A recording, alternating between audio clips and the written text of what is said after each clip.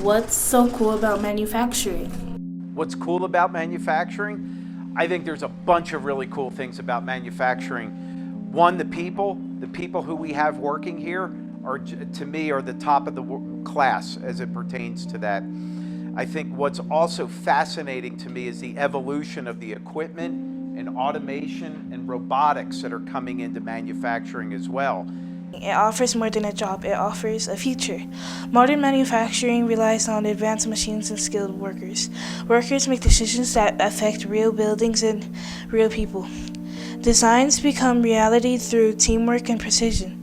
Manufacturing careers exist in engineering, robotics, skilled trades, and design.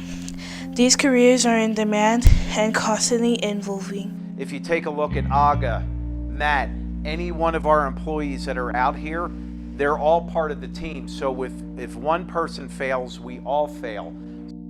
What's cool about manufacturing is the opportunity to grow and learn. Every part created has a purpose beyond the factory. Manufacturing rewards skill, responsibility, and pride. What's cool about manufacturing is shaping what comes next. That's what we think is so cool about manufacturing.